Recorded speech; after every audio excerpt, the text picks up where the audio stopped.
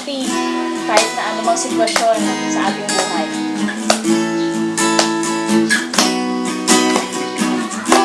Aking mamasdan ang kalawakan, hindi ko maunawaan iyong dahilan kung bakit ako pinili mo pinalagaan.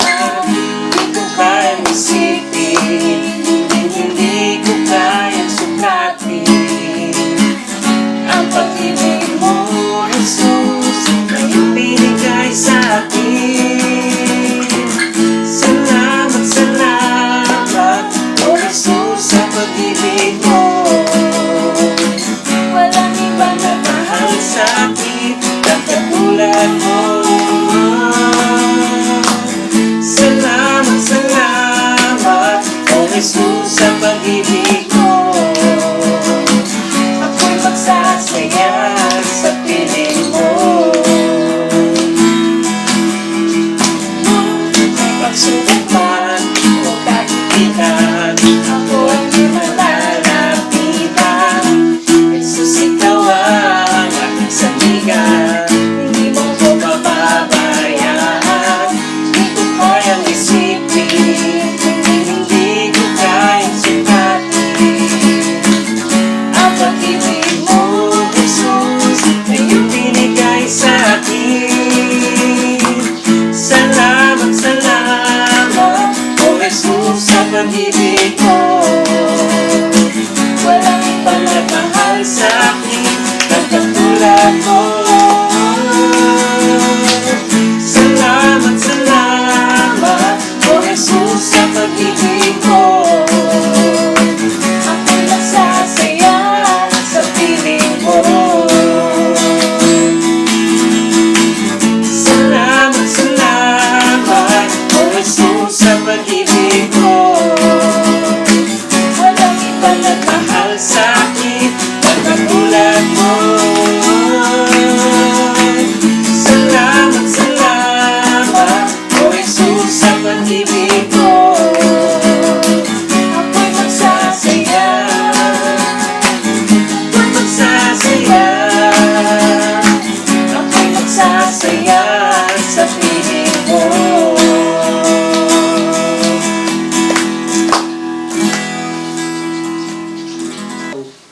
Sige po, patuloy nating pasalamatan ng Panginoon. Patuloy nating awitan ang dakilang Diyos na nagbigay sa atin ng buhay. Salamat, Lord. Yes, oh God. Pupurihin ka namin, Panginoon. Yes, Lord.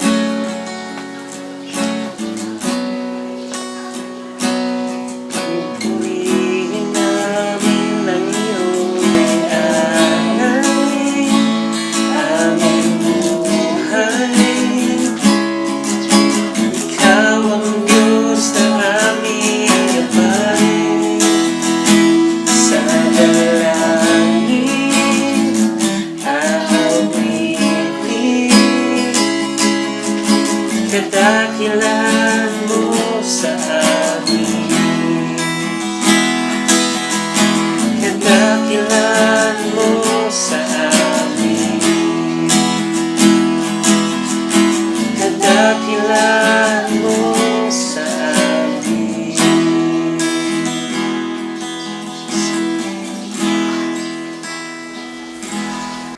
Isang mapagpalang umaga po sa ating lahat. Sa lahat po ng nakikinig sa kani-kanilang tahanan, magandang umaga po. At ngayong umaga po ay narito tayo muli upang mag-aral ng kanyang salita. At bago po yan, samahan niyo po muna akong magpasalamat. Manalangin tayo at ipikit natin ang ating mga mata at iyuko ang ating ulo. Yes, Lord, dakilang Diyos, maraming salamat, Panginoon, sa kabutihan mo sa bawat isa, Panginoon. Maraming salamat, Panginoon, sa kaligtasan, Panginoon, sa pag-asa, Panginoon, sa katagumpayan, Panginoon, na lagi mong binibigay sa iyong mga anak, Panginoon. Tunay nga, O Diyos, na wala kang katulad. Napakabuti mo, Panginoon. Salamat sa pagmamahal Salamat Lord God sa proteksyon, Panginoon, na patuloy na binibigay mo sa iyong mga anak, Panginoon. Maraming salamat, Panginoon, dahil ikaw ay tapat at buhay na Diyos, Panginoon. Lord, ngayong umagang ito ay samahan mo kami upang pag-aralan ng iyong salita, Panginoon. Alam namin na sasamahan mo kami, Panginoon, na bubuksan mo ang aming puso, Panginoon, upang marinig ka namin, Panginoon. Alam namin, Panginoon, na may gagawin ka, Panginoon, na may ituturo ka sa bawat isa, Panginoon. Lord, patuloy, Panginoon, na pagpalain mo ang bawat isa, Panginoon. Patuloy, Panginoon, na yakapin mo ang bawat isa, Panginoon. At Lord, hinihiling namin ito sa pangalan mo, Jesus. Amen and amen. Isa ulit na mapagpalang umaga sa bawat isa. Ngayong araw pong ito ay araw ng linggo, na kung saan sinasabing linggo ng pagkabuhay, ay inaalala natin ang kadakilaan ng Panginoon na ginawa niya sa ating lahat. Ginugunita natin ang pagkabuhay ng Panginoon, yung kaligtasan, yung pag-asa, at yung katagumpayan na ipinaranas niya sa ating lahat. At kung babalikan natin yung ginawa ng Panginoon sa krus ng Kalbaryo, yung paghihirap, yung sakit, yung hampasin siya, yung ipako sa krus, yung namatay siya sa krus, lahat yun ay ginawa niya para sa ating lahat dahil mahal tayo ng Panginoon.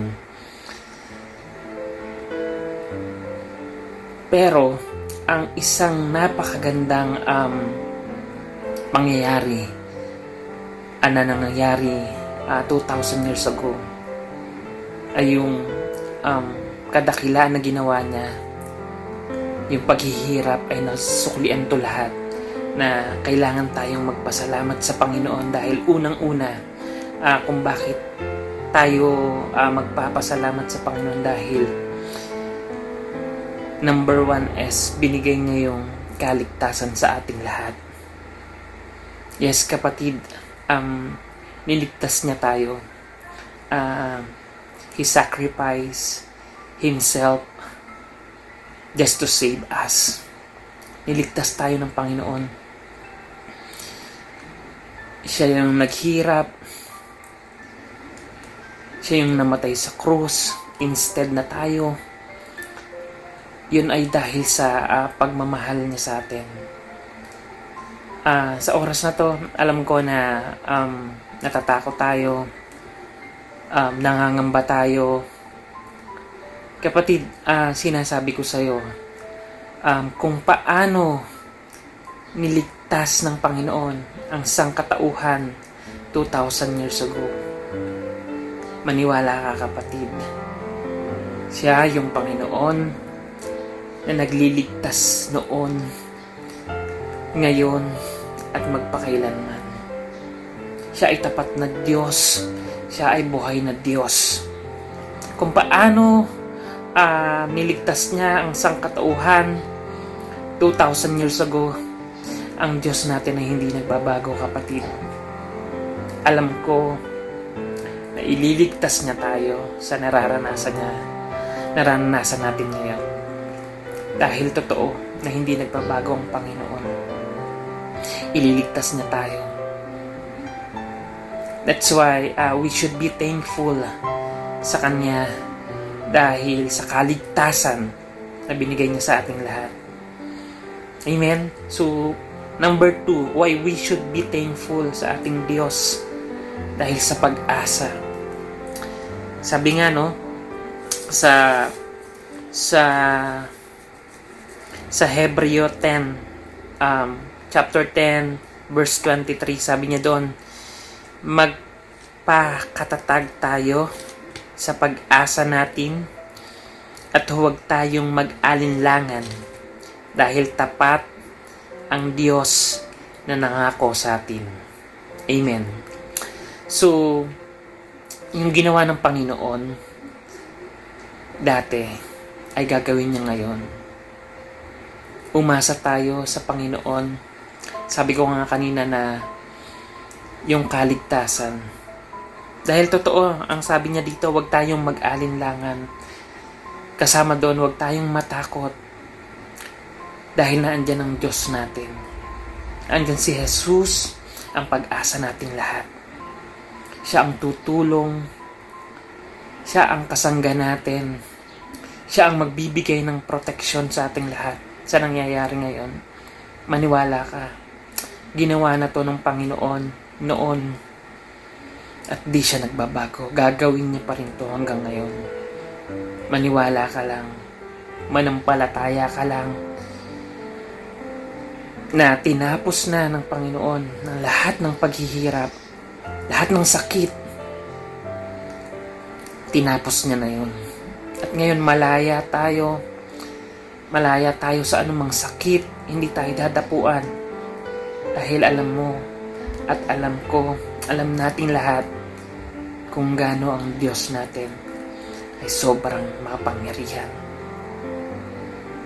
Sa panahon ngayon, wala tayong aasahan eh.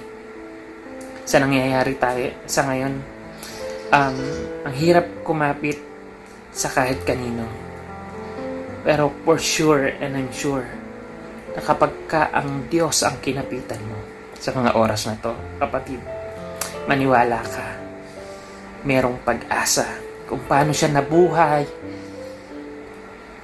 kung paano nalampasan niya ang lahat ng pagsubok, paghihirap dati. Malalampasan natin to, kapatid. Kailangan lang na kumapit tayo sa Kanya. Kailangan lang yung manatili tayo sa pananampalataya dun sa mga salita niya. Dahil naniniwala ako, ang Diyos, si Jesus, ang pag-asa natin, kapatid. Number 1 is kaligtasan. Number 2 is pag-asa. Number 3, kapatid, katagumpayan. Sabi ko nga kanina, pinagdaanan na to ng ating Diyos. Malalampasan natin to. At remember, ang sabi ng Panginoon, we are the victorious children of God. Tayo matagumpay. Kung paano ang Diyos ay nagtagumpay sa kanyang pinagdaanan, ganun din tayo. Panghawakan natin na tayo anak niya at tayo'y magtatagumpay. Matatapos din ng lahat ng ito. Basta manalig ka lang, manampalataya, magdasal tayo na kung paano niya niligtas ng sangkatauhan 2,000 years ago, ganyan na din tayo ililigtas. Naandyan ang ating Panginoon, siya ang ating pag-asa, at siya ang ating katagumpayan, si Jesus lamang. Amen? So, ngayong umaga, ang pag-aaralan nating salita ay matatagpuan sa Isaiah chapter 55, 8-9. Samahan niyo po akong buksan ng inyong mga Bible at tulungan niyo po akong basahin ito. Sabi diyan, for my thoughts are not your thoughts, neither are your ways my ways, declares the Lord. For as the heavens are higher than the earth, so are my ways higher than your ways, and my thoughts than your thoughts. Hallelujah. Salamat, Panginoon, sa iyong salita. Ang title ng ating pag-aaral ngayon ay God's ways is higher than our ways. Totoo naman, kapatid, na yung kaparaanan ng Panginoon ay hindi nating kaparaanan.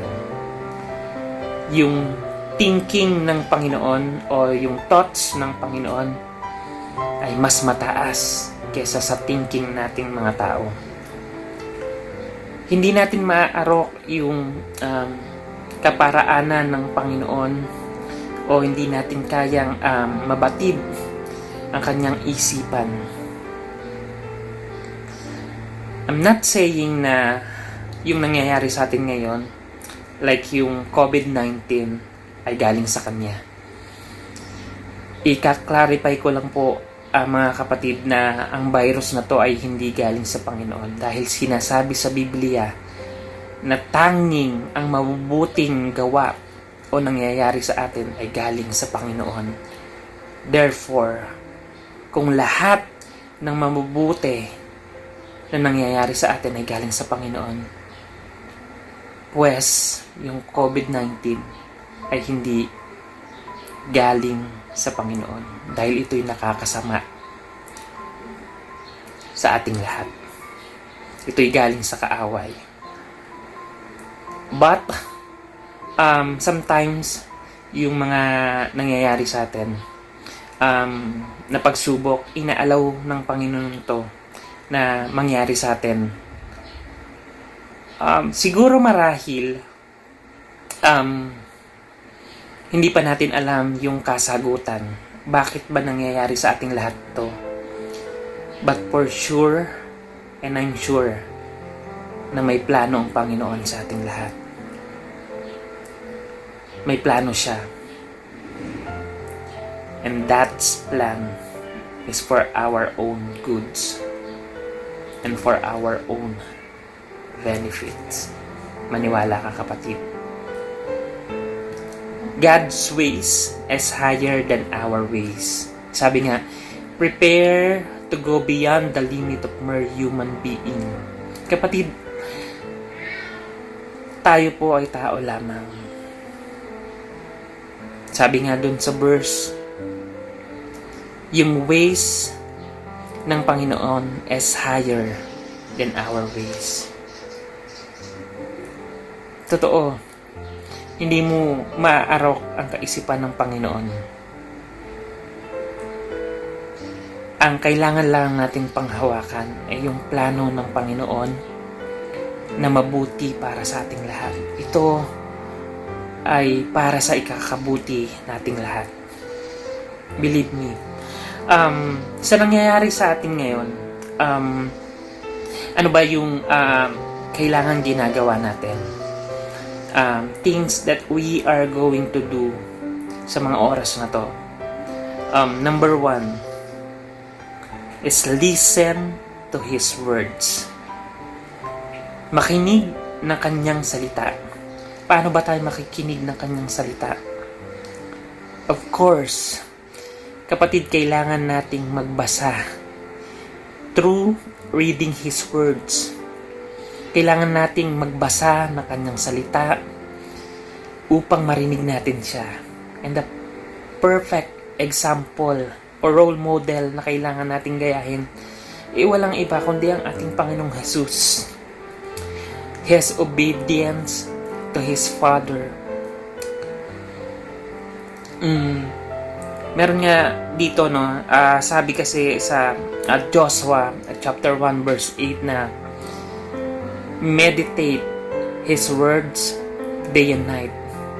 So kailangan magbasa tayo ng salita ng Panginoon. Through reading His words, maririnig natin siya. Through meditation. Meditate His words day and night. So kailangan patuloy tayong magbasa ng salita niya. Dahil sinasabi na ang Biblia, ito yung guidelines, yung pattern ng ating buhay. So kung hindi tayo magbabasa ng salita ng Diyos, paano na tayo? Baka maligaw tayo ng landas. Sa panahon na nararanasan natin ngayon, wala tayong ibang gagawin, wala tayong ibang kakapitan, kundi yung salita niya. At ang salita ay ang Panginoong Jesus. Like what I've mentioned earlier as the perfect example na kailangan nating gayahin ay ang Panginoong Jesus. Sa book ng Marcos, chapter 14:26, yung pumunta ang Panginoong Jesus sa bundok ng Olibo at kasama yung 12 niyang disciples, at nakita ni Jesus yung hardin ng Getsemani. Ang ginawa ng Panginoon ay nanalangin siya doon. Nanalangin siyang mag-isa. Nakikinig siya kung ano ang gustong sabihin o ipagawa sa kanya ng kanyang Ama. Iyon ang laging ginagawa niya para hindi siya magkamali. Nagsasubmit siya sa ating Panginoon. Tinatanong niya kung eto ba ang gagawin ko? Anong hakbang ba ang gagawin ko? Paulit-ulit, iyon ang ginagawa ng Panginoon. Kaya sabi nga, gayahin natin ang Panginoon kung ano yung ginawa niya. Listen to His words. Magbasa tayo. Meditate. Magdasal tayo. At alam ko, through reading His words, makikinig natin siya. May sasabihin at may gagawin ng Panginoon. Maniwala ka, kapatid. Sabi nga sa book ng Isaiah, chapter 28, verse 23, listen and hear my voice. Pay attention and hear what I say. Amen. Pay attention and hear what I say. Hallelujah. Kapatid, sa nangyayari ngayon sa paligid natin, sa kumakalat na virus, yes, we should be aware, makinig ng balita kung ano na ba ang nangyayari sa paligid natin. Makinig tayo sa namumuno, sa gustong ipatupad o inuutos ng ating gobyerno, ng ating Pangulo. Yes, napakahalaga nito. At napaka-importante na mag-submit tayo sa authority. Dahil yung authority, yung ating Pangulo, ang Diyos ang nag-adya sa Kanya. That's why we should be submissive o isubmit natin, irespeto natin ang ating Pangulo. Dahil naniniwala ako na kung ang ating Pangulo ay itinalaga ng ating Diyos, ang ginagawa ng ating Pangulo ay para din sa ating kabutihan.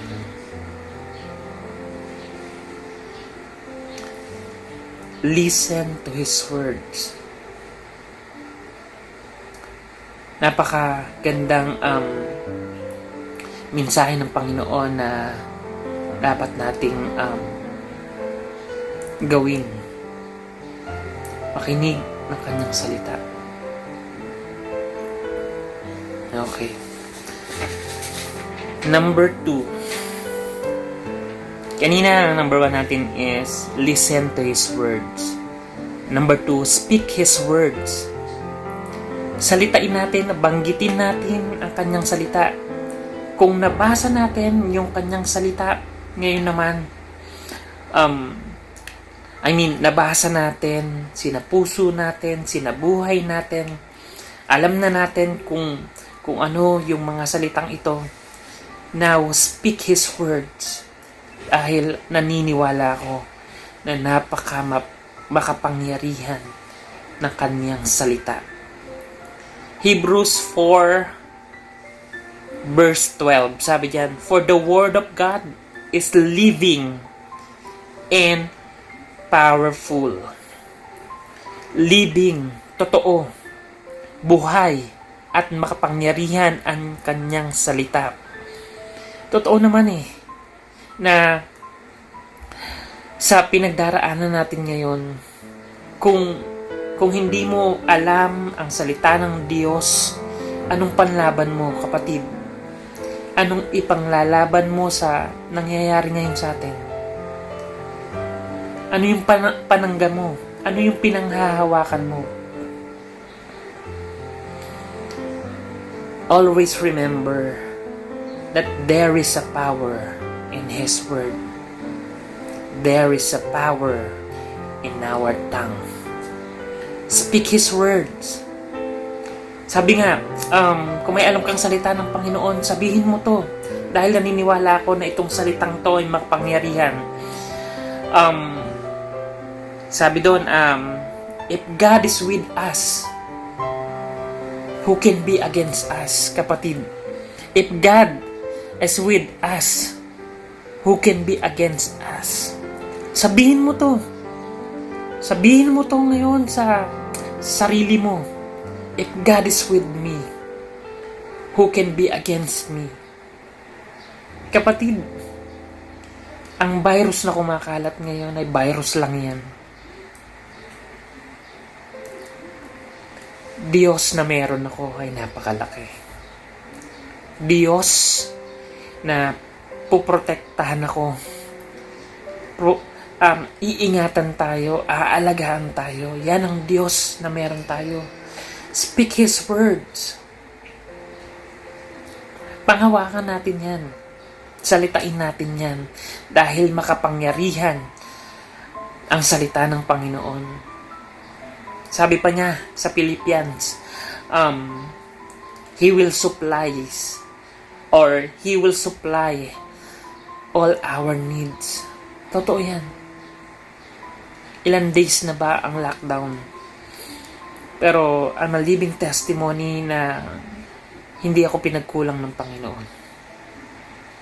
Ang pamilya ko ay hindi nagugutom. Dahil totoo at makapangyarihan yung salita niya. Speak His words. He will supply all our needs. Lord, sinabi mo to. Sinabi mo na hindi mo kami pagkukulangin. Sinabi mo, Panginoon, na kailanman hindi mo kami iiwan, kailanman hindi mo kami pababayaan, Panginoon. Lord, there's a power in your words. Ikaw ay makapangyarihang Diyos, Panginoon, ng iyong salita.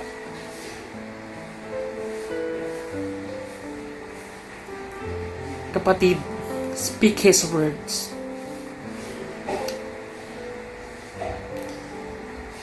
Speak His word na itong nararanasan natin ngayon, matatapos din ito.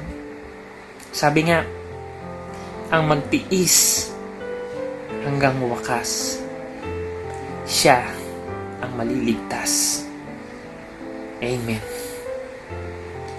Manatili tayo, panghawakan natin yung salita niya. Speak His words. Banggitin mo to. Amen. So number 1 is listen to His words. Number 2 is speak His words. And the Bible says in Isaiah 55:11, sabi diyan, so is my word that goes out from my mouth. It will not be returned to me empty, but will accomplish what I desire and achieve the purpose for which I sent it. Hallelujah. I will accomplish what I desire. Sa Tagalog, tutuparin ko ang mga balak at mga sinasabi ko. Amen? Napakagandang mensahe ng Panginoon na kailangan ibalik lang natin sa Kanya. Speak His words dahil naniniwala ako na totoo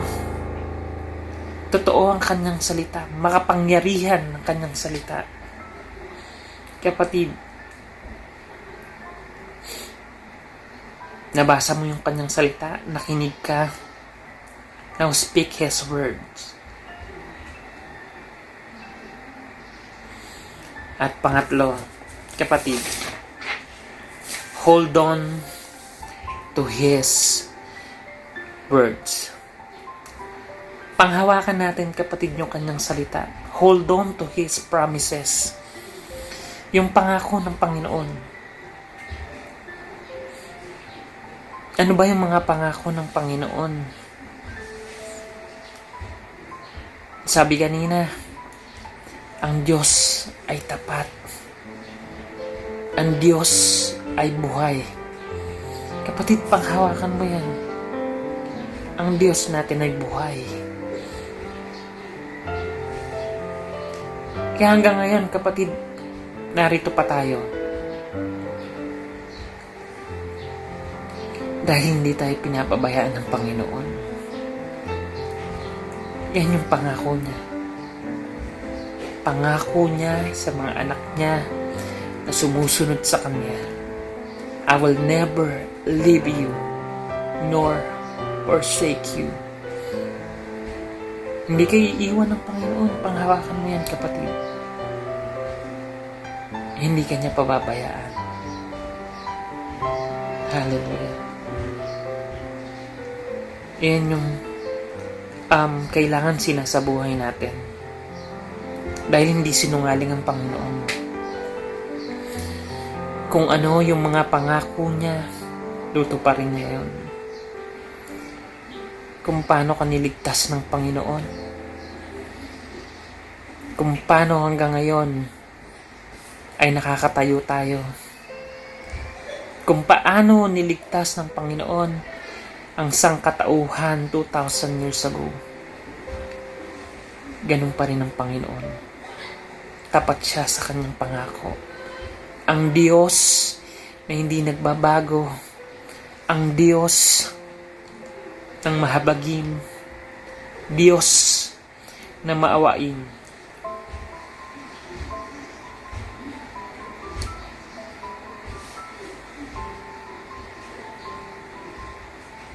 Totoo naman, kapatid, na sa panahon ngayon, sa nangyayari ngayon,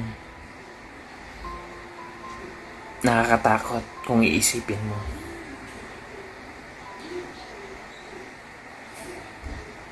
May mga times na nangangamba ka. May mga times na umiiyak ka. Kasi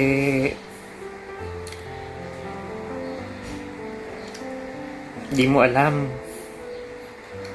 kung anong mangyayari sa atin. Paano na yung bukas? Ano bang plano talaga ng Panginoon sa ating lahat? Totoo yun, kapatid. Pero sabi dyan, God ways is not our ways. Or God ways is higher than our ways. Totoo yan, kapatid. Hindi natin maarok. Hindi natin mahihigitan ang kaisipan ng Panginoon. Naguguluhan tayo sa nangyayari ngayon. Pero anong tinuturo sa atin ng Biblia? Na may plano ang Panginoon sa ating lahat. At yung planong yon Di mo man maintindihan sa ngayon, di man natin alam kung anong nais niyang ituro. But for sure, and I'm sure, that this is for our own good. Mahal niya tayo, kapatid. Never kanyang iiwan. Never kanyang papabayaan.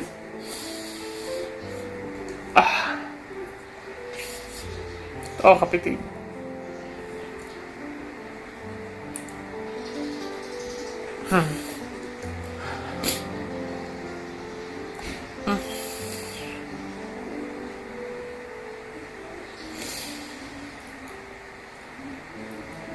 Merong sa Book of Job, kung babalikan natin yan at babasahin natin yun, inilaw ng Panginoon na nasubukin ng kaaway si Job. Si Job ay nawalan ng mahal sa buhay, kinuha lahat ng ari-arian, kinuha sa kanya.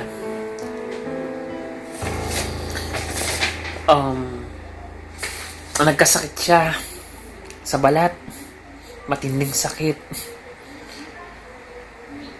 Pero alam niyo ba kung anong attitude meron si Job? Siya ay matuwid na anak ng Diyos. Siya ay patuloy na nananampalataya. Yung faith niya sa Panginoon ay naandun pa rin. Hindi nawala. Despite na kinuha lahat sa kanya, hindi yun nawala. Nananatili siyang matatag. Nananatili siya o pinanghahawakan niya na di siya pababayaan.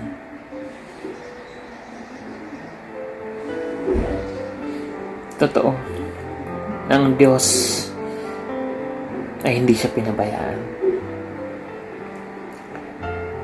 Sa last part doon sa book ng Job, yung pagkatapos ng paghihirap niya, yung pagkatapos na kinuwalat sa kanya ng kanyang ari-arian, mga mahal sa buhay, nanatili siyang matapat, nanatili siya sa Panginoon. Kapatid, after nun, sobra siyang binless ng Panginoon. Nagtiis siya. Nagtiis siya sa lahat ng naranasan niya. Pero, nagmultiply lahat ng pagpapala. Binalik lahat sa kanya ng Panginoon yun. Siksik, liglig at nag-uumapaw. Yung sakit, nawala yun lahat. Kaya kapatid, sa oras na to, ano ba ang nais ituro sa atin ng Panginoon? Listen to His words. Speak His words and hold on to His words. Ito lang yung panghahawakan natin. Basahin natin yung salita niya, matuto tayong makinig. Sa puso natin yung salita niya. Panghawakan natin to. Kapag nangyari to, never kang maliligaw. Never kang matatakot. Never kang mawawala ng pag-asa. At ang babalik sa'yo ay puro katagumpayan. Hallelujah. Sige po, tayo po'y manalangin. Samahan niyo po akong manalangin at ipikit ang ating mga mata. Hallelujah. Panginoon, salamat po sa narinig namin na salita mo. Salamat, Lord, dahil pinatunayan mo sa aming lahat na ikaw ay karapat-dapat na Diyos na sambahin. Ang Diyos na hindi nagbabago. Diyos ng kaligtasan. Diyos ng pag-asa. Diyos ng katagumpayan. Panginoon, salamat. Dahil sinabi mo sa iyong salita na never mo kaming iiwan, never mo kaming pababayaan. Hallelujah. Never kang nagkulang, Panginoon. Ikaw ay tapat at buhay na Diyos, Panginoon. Sa oras na ito, Panginoon, kalingain mo ang bawat isa, Panginoon. Iyakapin mo. Lord, ikaw ang aming pag-asa sa nangyayari sa aming bansa, Lord. Sa aming barangay, sa buong mundo, Panginoon, Lord. Alam ko, Panginoon, na may maganda kang plano, Lord. Patuloy mo ingatan ng bawat isa, ang mga frontliners, Panginoon. Patuloy mo silang patatagin. Hallelujah. Proteksyonan maging ang pamilya nila, Panginoon. Hallelujah, Lord. Yung mga nurses, mga doktor, janitor, lahat na nagtitinda, Panginoon. Sa pharmacy, Panginoon. Sa palengke, Lord God. Barangay tanod, barangay officials, Panginoon. Panglungsod, Panginoon, mayor, governor, lahat, Panginoon, na nanunungkulan, Panginoon. Gumagawa ng mabuti, Panginoon, para malampasan namin to, Lord God. Gabayan mo sila, Panginoon, ng aming presidente, Lord God. Patatagin mo siya at bigyan kalakasan, Lord. Kulang kami, Panginoon. Pero alam ko, Panginoon, na ikaw ang magpupuno nito. Salamat, Lord. Mahina kami, pero alam namin na ikaw ay makapangyarihang Diyos. Malalampasan namin to dahil kasama ka namin, Lord. Salamat, Lord God, dahil pinaintindi mo sa amin na kailangan makinig kami ng iyong salita. Nasambitin namin ito dahil makapangyarihan ng iyong salita at panghawakan namin ang iyong salita, Panginoon. Dahil buhay ang iyong pangako. Ikaw'y tapat na Diyos, Panginoon. Lord, salamat po sa iyo ang kapurihan, Panginoon. Tinataas ka namin sa aming buhay, Panginoon. Ito po ang aming panalangin. Sama-samang panalangin sa pangalan mo, Jesus. Amen and amen. Muli, isang mapagpalang umaga po sa ating lahat. Mabuhay tayong lahat at kumapit tayo. Maniwala at pagtiwala, manampalataya sa Diyos na buhay. God bless everyone.